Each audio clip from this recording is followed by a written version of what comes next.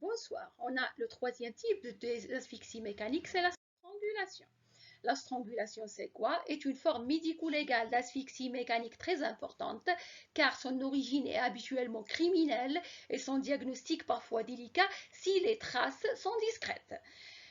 Si on considère que la strangulation est due à une constriction active à l'aide d'une tierce personne, transversale, c'est-à-dire horizontale, et lente, parce qu'il y aura une défense de la victime. Elle est bien sûr l'inverse de la constriction passive, verticale et brusque de la pendaison. La strangulation, c'est quoi? C'est un acte de violence comme la pendaison exercé au niveau du cou, consiste en constriction exercée directement autour du cou, c'est-à-dire la strangulation complète, ou soit au devant du cou, c'est la strangulation incomplète à l'aide des mains. Ayant pour effet cette constriction-là, par une action mécanique, parce que c'est une asphyxie mécanique, de s'opposer au libre passage de l'air et parfois de la circulation cérébrale. J'ai cité quelques instants au début que la strangulation complète, elle est au lien, et la strangulation incomplète, elle est à... On a un schéma qui précise la strangulation à la main. Pour les circonstances de la strangulation à la main, elle est toujours criminelle. Par exemple, un sujet adulte robuste qui fait toujours face à l'agresseur et peut lutter, d'où la difficulté de la strangulation de l'appliquer chez l'adulte et la nécessité de l'agresseur de céder d'autres violences. Généralement, cet agresseur-là, il va agresser la victime à l'aide d'un coup. Généralement, ce coup-là, c'est un coup sur la région occipitale, à l'aide d'un bâton, une pierre, ça dépend le procédé utilisé. Au contraire, chez le vieillard ou l'adulte ivre ou débile, la strangulation, elle est plus facile à réaliser. Chez le jeune enfant ou le nouveau-né, la difficulté, elle est nulle et c'est un procédé très utilisé. Pour le cas de l'accident, c'est surtout au cours des accidents sportifs comme le judo. Le suicide, il n'existe pas. Pour le mécanisme de la mort, dans la strangulation à la main, on a l'asphyxie par obturation du conduit aérien, veut dire une pression de 12 à 15 kg, elle suffit à aplatir la trachée contre le plan vertébral. Et l'acte criminel, il entraîne souvent des obturations par des lésions du larynx et refoulement de la paroi postérieure du larynx contre la base de la langue. Elle est similaire à l'asphyxie retrouvée au cours de la pendaison. Alors que l'inhibition est syncope, on a dit au début que le cou, il est une zone réflexogène et c'est un mécanisme nerveux. L'expertise médico-légale, comme on a cité au cours de la pendaison, on a l'état des lieux, c'est-à-dire on se déplace sur le lieu de la découverte du cadavre, on va l'examiner. Sur les lieux, on va examiner l'état des lieux. Par exemple, on précise la position du cadavre, l'examen des vêtements, la présence des désordres des lieux qui témoignent d'une lutte. Il faut prélever toutes les tâches et les traces suspectes et photographier l'état des lieux. Pour l'examen externe du cadavre, il doit être minutieux, descriptif et précis. On peut trouver des ecchymoses, des dermabrasions du visage, des membres supérieurs et de la partie antérieure du tronc. On trouve la plaie contusse généralement au niveau occipital. Par quoi c'est le résultat de l'agression de l'auteur sur la victime. On a dit un coup sur la région occipitale dans le but de lui faire perdre connaissance. On a les lésions du chute parce que quand l'agresseur il va attaquer la victime et va l'agresser sur la tête par le coup occipital, elle va tomber par terre. Les lésions retrouvées au niveau de l'omoplate et des coudes, c'est surtout des lésions de chute.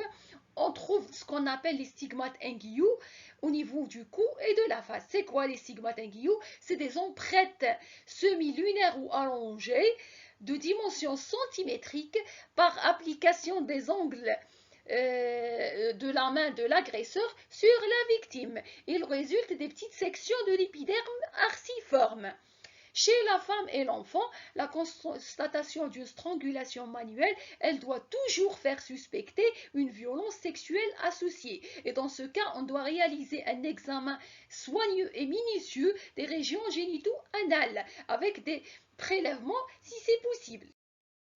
C'est un schéma qui précise le cas de la strangulation manuelle. L'autopsie, on va trouver des lésions cervicales et des dégâts plus importants que dans le cas de la pendaison. La dissection, elle va montrer des infiltrations hémorragiques des muscles cervicaux. On trouve le manchon échymotique péricarotidien avec ecchymose rétropharyngée. On trouve des lésions du larynx, par exemple fracture, luxation. Les fractures de l'ossioïde et du cartilage thyroïde sont d'une importante et d'une importante présence. Les lésions des carotides, on va trouver des manchons échymotiques périvasculaires, des déchirures de la tunique interne. On trouve des lésions du pharynx. À l'autopsie, en plus, on va trouver les éléments du syndrome asphyxique, qui sont la congestion polyviscérale, l'œdème congestif cérébral et pulmonaire, la fluidité du sang, les taches de Tardieu. En plus, parce que c'est un contexte criminel, on va trouver autres lésions de violence, comme les contusions abdominales et thoraciques, les fractures costales, l'éclatement du foie, la rupture de la rate. S'il existe un contexte de violence sexuelle associée, des prélèvements doivent être faits à visée histologique ou anatomopathologique dans le but de prouver la présence de spermatozoïdes pour éventuelle identification à visée génétique de l'auteur. L'examen de l'assassin présumé peut fournir des arguments en faveur de sa culpabilité. Pour les examens complémentaires, on pourra faire des examens radiologiques à la recherche des lésions infracliniques. Deuxièmement, on pourra faire un examen toxicologique et on pourra faire une expertise psychiatrique de la maman présumée auteur dans le cas de l'infanticide. Pour la strangulation au lien, elle est similaire à la pendaison. Elle est d'une observation fréquente dans le contexte criminel. Elle accompagne les viols ou termine les effets d'une strangulation manuelle. Le cas des accidents est très rare et le cas de nourrissons attachés à l'aide d'une ceinture au cours des jeux. Le cas de suicide fréquent chez les prisonniers et les malades mentaux.